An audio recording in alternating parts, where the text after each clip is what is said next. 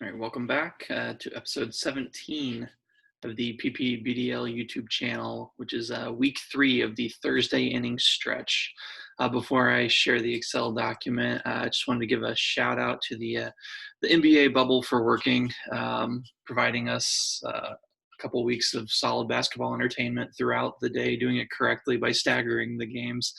Shout out to the Suns for going 8-0, but coming up a little bit short. I know we've discussed a couple things in the thread, but something to build on. So hopefully they do some good things in the off season. I am a Spurs fan. My dad is from the San Antonio area, so all of my dad's side of his family lives in San Antonio. So I'm gonna pour one out for the Spurs tonight. 22 straight years of playoffs has finally come to an end. I know the dynasty ended when Duncan, Ginobili, and Parker retired, but today was officially kind of the last hurrah with Pop kind of taking a jab, talking about how it was fake news that they didn't make the playoffs. But well done, Spurs. I'll still root for you. So let's go back to baseball now and see if I can share my screen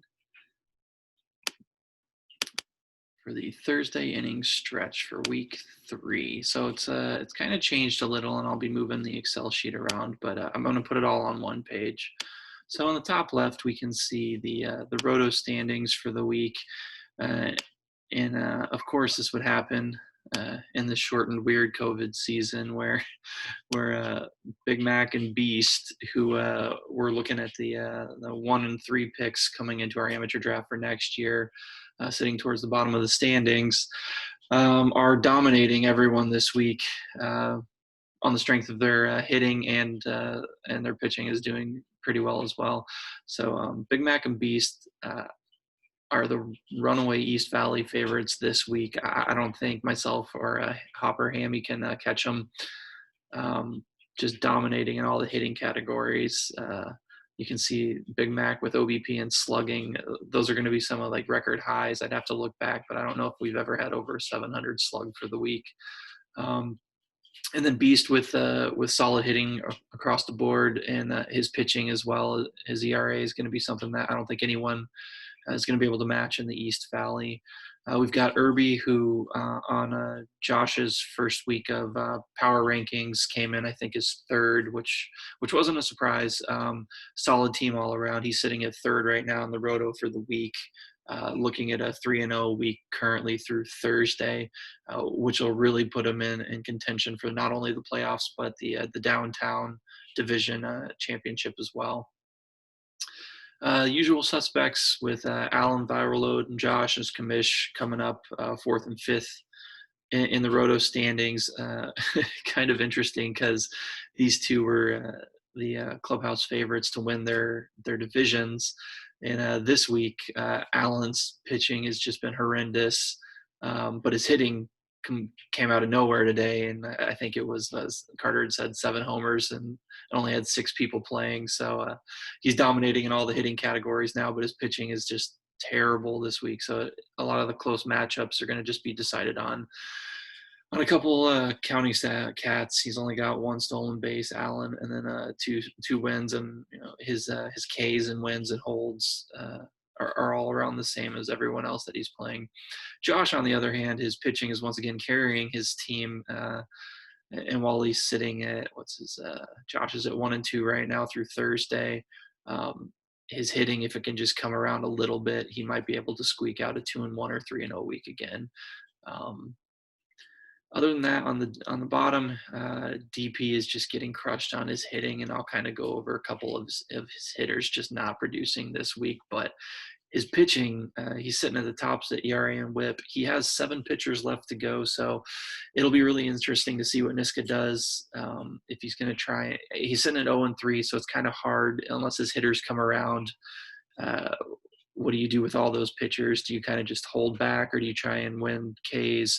One of the big takeaways from this week, if you just look at all the saves and holds, we don't have a lot of difference between anyone. I think the highest holds right now is 3, or sorry, the highest saves is 3, and a bunch of people sitting at 2 holds.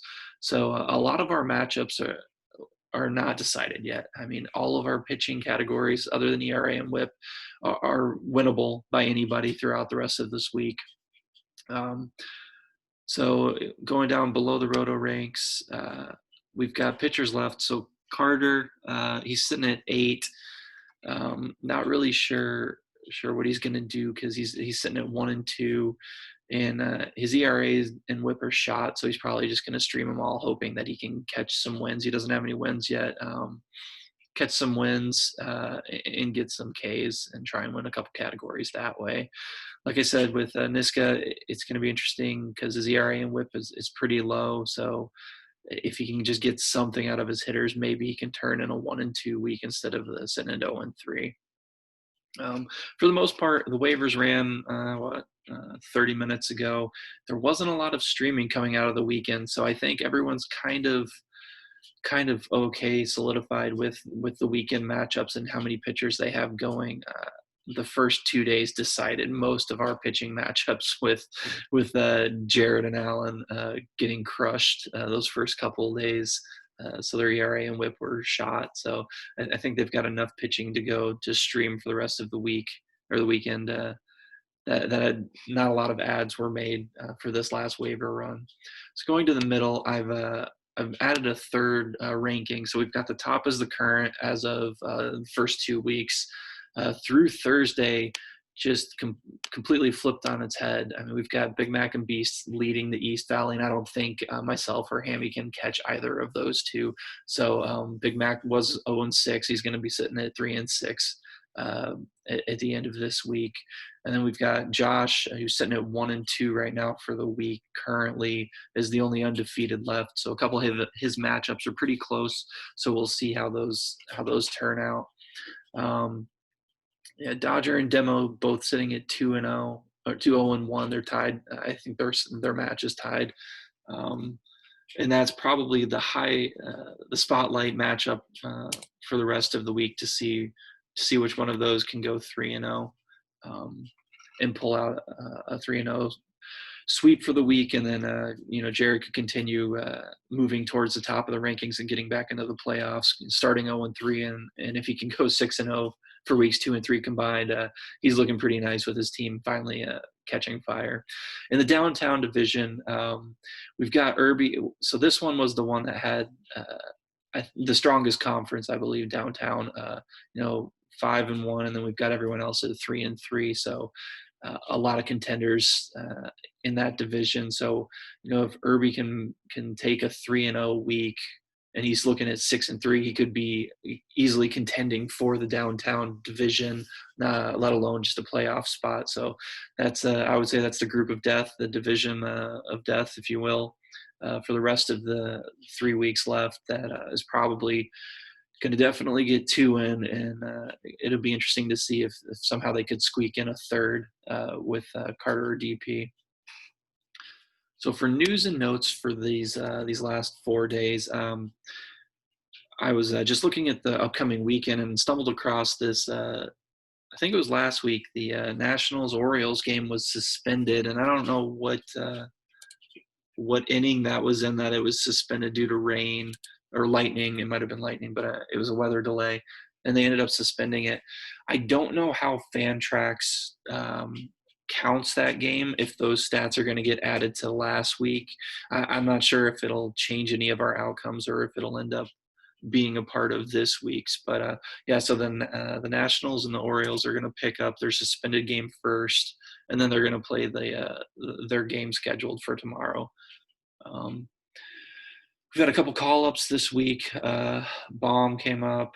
Spencer Howard's supposed to pitch either tomorrow or Saturday. And then the Dylan Carlson call-up is pretty imminent. I don't know. My next talking point was that the Cardinals are back in action, hopefully. I think they're sitting at 5 games played total. I have no idea how their schedule is going to come out. If they're going to play doubleheaders every other day or something, or if they're just going to kind of concede those games depending on how their win percentage is or where they're standing. So my wife just scared me. And then the last thing is we've got the Buffalo Blue Jays, who now that my wife's here, she's from Toronto, so this is probably a bitter point for her that the Toronto Blue Jays cannot go to Canada right now, much like our family cannot go to Canada right now, even though everyone but myself is a dual citizen or a Canadian citizen. Um, uh, Interesting because they played 2 games there, and I think both of them went into extra innings, but the first game was like 5 runs, and then the Blue Jays scored like 11 runs. So uh, I know the dimensions were talked about before when we were talking about where the Blue Jays were going to play. So it looks like it's going to be a hitter's park. So if you've got those Blue Jays players, hopefully they continue to rake there. Got a new tracker, and you can almost say this is the reverse power rankings, but we've got the Tank for Torque tracker projected for the end of this week with Big Mac with JD ending up probably going 3-0, if not 2-1. He's not sitting in the basement anymore in the driver's seat, so we're going to go with bad specimen sample. Allen is going to take the top spot for Torque right now. I don't know if he even has that pick because of all the trades, but he's sitting in the driver's seat with JD, and then DP Niska sitting at 1, 2, 3 spots. Like I said, the waiver run, there was nothing too crazy. Not a lot of streamers were taken. Anthony Santander was the big ad at $6 by DP. And then not a bunch, but 3 or 4 $1 streamers for the pitching streamer ads. The only other thing of note was Carter taking my boy Birdie, who's going to probably steal 6 bases this weekend and help Carter win a couple more categories. All right, the last couple things we're going to talk about. Instead of putting everyone's current matchup, because most of our matchups, they're either super close or they're pretty much decided this week, and because we're all in conference play, I just want to highlight a couple of the matchups to keep an eye on, and we'll do one from each division and then a couple that I thought were pretty interesting. So from the East Valley, like I said, Big Mac and Beast have pretty much dominated the rest of us, so a lot of our matchups are already set, and I think Big Mac's already got the advantage over Beast in their matchup. So the only one that's pretty close is myself and Hammy with Team Hopper. We're tied in home runs and wins, and then we're only separated by 1 or 2 in RBIs, Ks, and what you'll see as a trend is saves and holds. Pretty much every matchup is a coin flip with saves and holds right now. The biggest one of spotlight for the rest of the weekend is Jared Demo versus Dodger Blue Ryan. This one is the only tie that we currently have right now, and they're separated by 1 or 2 in runs, home runs, RBIs, stolen bases, wins, saves, and holds. So that matchup can look completely different in a couple days. But that's the one that I'm keeping my eye on the most, because they're both sitting at the top of the West Valley through the first 4 days of this week. The other 3 matchups, the downtown matchup that's the closest is between Irby and Viral Load Ryan. They're separated by 1 or 2 within stolen bases, wins, saves, and holds, which like I said is pretty much everybody. But that matchup is a coin flip. 1 extra stolen base, and then Allen could be sitting at 3-0 for the end of the week. The other 2, like I said, Allen versus Carter is a pretty good matchup right now. Once again, it's going to be stolen bases, wins, saves, and holds. So if Allen ends up getting a couple more stolen bases, he could easily be sitting at 3-0 at the end of this week. And then the last one, because Josh is undefeated and Jared has been pretty hot for his team this week hitting wise. It's pretty incredible what Jared's doing. If he could go 3-0 with how atrocious his starting pitching was at the beginning of the week, and if he could knock off Josh, Team Commish, in the process, that'll be very impressive as well. And they're looking at runs, stolen bases, Ks, and holds.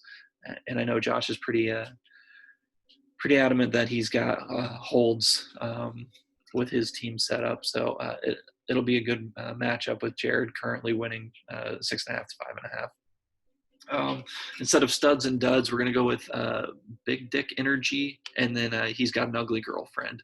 So the studs this week, Juan Soto finally coming back from his COVID hiatus has just been raking. He's sitting at 4 home runs, leading the week in home runs, and he's got a 500 OBP with a 1.333 slug right now. No one else on the Nationals can do anything other than Trey Turner stealing bases, but Soto's looking pretty good. I'm glad he's back. Bryce Harper's looking like a stud again, looking like a smart pick for Carter in the UFA draft. Leading the week with 8 runs, a couple home runs, 5 RBIs, and a stolen base, and he's sitting in a 611 OBP for the week. And then we had this afternoon's breakout with Ryan's team hitting 7 homers, and I could say Mookie easily with his 3 homer game, but JT Realmuto is insane, and he's the only catcher that's doing anything of note, and like just being able to have a top 50 player at that position compared to everybody else, it's just a huge advantage. So Realmuto's got 3 homers with 8 RBIs, and he's slugging .824 this week in the first couple 3 or 4 games. On the pitching side, Irby, he had Darvish going against the Brewers, went 7 innings, got 11 Ks in the win. And then another one by Big Mac was Aaron Nola, who's looked really impressive, looking like a Cy Young contender, one of the better pitchers this year after that outing with the Yankees last week. He struck out 10 in 8 innings, got the win against the Braves. Pretty impressive pitching outings for those two for the week. On the he's got an ugly girlfriend side, we made the comments right away on, I think, Monday. Jared Demo just got destroyed by Gray, Pavetta, and DeSclafani. All of them just cratering his ERA, sitting at 9.49 ERA and a 1.714 WHIP right now. But like I said, he could go 3-0, and that'll be pretty impressive if he can go 3-0 with having one of the worst ERA and WHIPs ever for a week. And the other one was not to be outdone.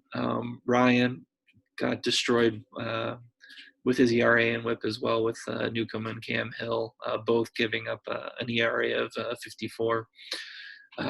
So to go back to the comment about DP Niska's hitters, he has just not got anything from the Boston guys. And I'm talking Devers and Bogarts, both guys, top 25, top 50 players. He's sitting with 13 runs, 0 homers, 11 RBIs, and 0 stolen bases this week. And these two are a big reason why he's struggling on the hitting side. Combined, they've got 3 runs, 2 RBIs, and a 155 OBP and a 200 slugging. So if they can get going on the weekend, maybe DP can squeak out a win or 2 here. And then the last one, we're just going to keep track of Gary Sanchez. I know I didn't put him in any of the studs and duds columns yet, but he is having, and Alan had texted me after the first week, like, surprised you didn't put Gary Sanchez in there. I just didn't realize how bad he's doing. But through 48 at-bats, he has 48 at-bats for the season. He's got 5 hits, 4 runs, 2 homers, 4 RBIs, and he struck out 25 times. That's good for a 104 average, a 204 OBP, and a 250 slug. Now, this is a guy that I had made a column about as one of the best contracts in our league, because he's doing what I thought, JT Realmuto is doing what I thought Sanchez would do, and that's just separate himself so far from all the other catchers. And then the last one is the Eddie Calvin LaLoosh line of the week, a.k.a. the Robbie Ray stat line of the week. And this is for just kind of interesting stat lines that I've saw throughout the week. In the first one, the winner goes to Carter with Carlos Carrasco. Cookie goes 4 1/3 innings. 4 1/3 innings pitched. He gave up 4 hits, only 3 earned runs, but he had 5 walks and 7 Ks versus the Cubs, and I think he threw 103 pitches. So pretty impressive to walk 5 guys and only give up 3 earned runs. The runner-up was Bad Specimen Allen with Tyler Glasnow, who I thought was getting a lot of preseason Cy Young sleeper hype. He had a rough outing at Boston. He gave up 8 hits, 5 earned, 2 walks, but he also struck out 8. So with a pretty solid ERA and WHIP, it was interesting to see Glass now kind of not impact a lot of Allen's pitching categories. He's only sitting at 23 Ks right now for the week, with 0 saves and 0 holds. But his ERA and WHIP, even after that bad outing with Glass now, is holding up pretty solid still. And then the last one, because this is the AKA Robbie Ray stat line of the week. He's no longer rostered, but he went 2 1/3 at Coors. So tough outing always at Coors, but he gave up 7 hits, 6 earned, 3 walks, and the standard 6 Ks. And that, I think, is pretty much it for the week 3 Thursday inning stretch. Hope you guys enjoyed. Hope we have baseball, all games played this week. I think the only doubleheader we've got is the Cardinals and the White Sox are playing a doubleheader on Saturday. And hopefully we finally have every team back. Looking forward to it. Best of luck throughout the rest of the weekend. And looking forward to the podcast on Monday. Take care.